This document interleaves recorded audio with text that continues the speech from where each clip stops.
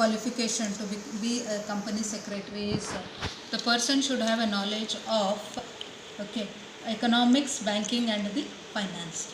So ಕಾರ್ಯದರ್ಶಿ ಕಂಪನಿಯ ಒಂದು ಕಾರ್ಯದರ್ಶಿ ಆಗಬೇಕು ಅಂತಂದರೆ ಅವರಿಗೆ ಈ ಒಂದು ಅರ್ಥಶಾಸ್ತ್ರದ ಬಗ್ಗೆ ಅಥವಾ ಬ್ಯಾಂಕಿಂಗಿನ ಕ್ಷೇತ್ರದ ಬಗ್ಗೆ ಆಗಲಿ ಅಥವಾ ಹಣಕಾಸಿನ ವ್ಯವಸ್ಥೆಯ ಬಗ್ಗೆ ಆಗಲಿ ಇವೆಲ್ಲದ್ರ ಬಗ್ಗೆಯೂ ಕೂಡ ಅವರಿಗೆ ಮಾಹಿತಿ ಇರ್ಬೋದು ಅಥವಾ ಜ್ಞಾನ ಅಂತನ್ನುವಂಥದ್ದು ಅವ್ರ ಹತ್ರ ಡೆಫಿನೆಟಾಗಿ ಇರಲೇಬೇಕಾಗುತ್ತೆ. Why? Because running a company is not an easy thing.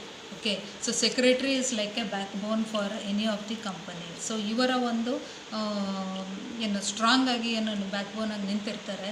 So based on his knowledge or based on his efficiency, any of the company can move in a very better manner or in one of the best way the company can move.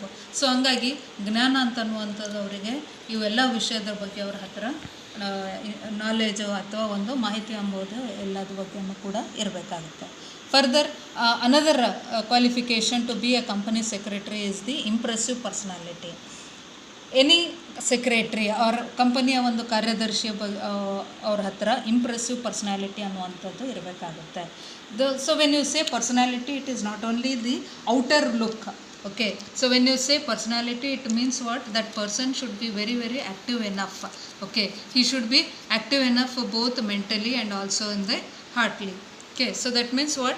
Brain and heart should be very very active enough. A person who works only with the brain may not be able to be successful in his work. So the person, when you say impressive personality, it means what? Brain ಮತ್ತು heart ಎರಡೂ ಕೂಡ ಅವರಿಗೆ ತುಂಬ active ಆಗಿ ಇರಬೇಕಾಗುತ್ತೆ. So any time a person who is working as a secretary, that person should be very very dynamic enough. He should work honestly. He should be in a very diligent manner. He will have to perform his work, and every task whichever he will be performing should be done in a very best.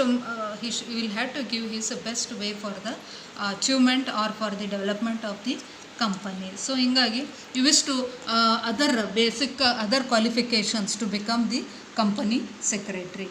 So another concept what we can see here is the rights of the secretary ಅಂತ ಹೇಳ್ಬಿಟ್ಟು ಬರುತ್ತೆ. The major rights of A secretary. ಏನೆಲ್ಲ ಒಂದು ಕಾರ್ಯದರ್ಶಿಯ ಹಕ್ಕುಗಳು ಏನಿರ್ತವೆ ಅಥವಾ ಮುಖ್ಯವಾದ ಹಕ್ಕುಗಳು ಅವ್ರದ್ದು ಏನಿರುತ್ತಪ್ಪ ಅಂತ ಅನ್ನೋದಾದರೆ, he will have to supervise, he control and direct the subordinates, officers and the employees. Okay, ತನ್ನ ಸಬಾರ್ಡಿನೇಟ್ಸ್ಗಳು ಅಥವಾ ತನ್ನ ಕೆಳಗಡೆ ಇರುವಂಥ ಎಂಪ್ಲಾಯೀಸ್ಗಳು ಯಾರೆಲ್ಲ ಇರ್ತಾರೆ ಅವರೆಲ್ಲರಿಗೂ ಮೇಲೆ ಕೂಡ ಅವರು ನಿಗಾವನ್ನು ವಹಿಸುವಂಥದ್ದು ಅಥವಾ ಅವರ ಮೇಲೆ ಒಂದು ಕಂಟ್ರೋಲ್ ಮಾಡುವಂಥದ್ದು ಅಥವಾ ನಿಯಂತ್ರಣವನ್ನು ಮಾಡುವಂಥ ಒಂದು ಅಧಿಕಾರ ಅವ್ರದ್ದು ಇರುತ್ತೆ. ಸೊ ಎರಡನೇದಾಗಿನೂ ಕೂಡ he can sign the meeting proceedings. One of the another major right of any of the secretary is he can sign the meeting proceedings. Okay, ಸಭೆಗಳನ್ನು ಕಂಪನಿಯ ಸಭೆಗಳು ನಡೆದಾಗ ಅದ ನಂತರ ಯಾವುದೇ ಎಲ್ಲ ರೀತಿಯಾದ ನಡವಳಿಕೆಗಳು ಏನೆಲ್ಲ ಆಗಿರುತ್ತೋ, ಸೊ ಆ ಒಂದು ನಡವಳಿಕೆಯ ಕೆಳಗಡೆ ಅವರು ತಮ್ಮ ಕಾರ್ಯದರ್ಶಿಯು ತನ್ನ ಒಂದು ಹಸ್ತಾಕ್ಷರಗಳನ್ನು ಹಾಕುವಂಥ ಅಧಿಕಾರ ಕೂಡ ಹೊಂದಿರ್ತಾರೆ.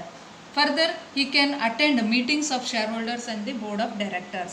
Okay, so another major and the most important right of any of the secretary is, as we all know, he will be like a backbone of any of the company. So hangagi this person will have to attend, he can attend the meeting of the shareholders and also the board of directors. He can sign the contract agreement on behalf of the company.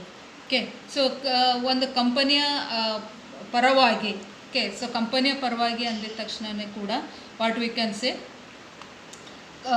ಡೈರೆಕ್ಟರ್ಸಿನ ಪರವಾಗಿಯೂ ಕೂಡ ಅವರು ತಮ್ಮ ಒಂದು ಏನಂತೀರ ಸಿಗ್ನೇಚರ್ಸ್ಗಳನ್ನು ಸಹಿತ ಅಥವಾ ಕಾಂಟ್ರಾಕ್ಟ್ಗಳನ್ನು ಆಗಿರ್ಬೋದು ಅಥವಾ ಒಪ್ಪಂದಗಳನ್ನು ಅವರು ಮಾಡುವಂಥ ಅಧಿಕಾರ ಅವರಿಗೆ ಇರುತ್ತೆ. So finally another major right of a secretary is what? In liquidation, at the time of liquidation he can claim the dues like a creditor. ಯಾವುದೇ ಒಂದು ಕ್ರೆಡಿಟರ್ ಥರನೇ ಅವರು ಕೂಡ ನಿಮ್ಮ ಒಂದು ಕಂಪನಿ ಲಿಕ್ವಿಡೇಟ್ ಆಗ್ತಾ ಇದೆ ಅಥವಾ ಕ್ಲೋಸ್ ಆಗ್ತಾ ಇದೆ ಅಂದಾಗ ಅವರು ತಮ್ಮ ಒಂದು ಪೋರ್ಷನನ್ನು ಸಹಿತಕ್ಕೆ ಅವರು ತಮ್ಮ ಒಂದು ಏನು ಕೂಡಿಟ್ಟಿರ್ತಾರೆ ಅದನ್ನು ಸಹಿತಕ್ಕೆ ಅವರು ವಾಪಸ್ ತಗೊಳ್ಳುವಂಥ ಒಂದು ಅಧಿಕಾರ ಅವ್ರ ಹತ್ರ ಇರುತ್ತೆ. ಸೊ ಇವಿಷ್ಟು there are lot of many other rights of a secretary, but the few major rights of a secretary we have seen in the today's class. So further we'll also be studying about the types of directors, the powers of the directors ಅಂತನ್ನುವಂಥ ಕಾನ್ಸೆಪ್ಟ್ಸ್ಗಳಿದ್ದಾವೆ. So ಅವುಗಳನ್ನು ನಾವು ಮುಂದಿನ ಕ್ಲಾಸಿನಲ್ಲಿ ಡೆಫಿನೆಟಾಗಿ I will be updating you. So thank you so much for patience listening of my class. Thank you.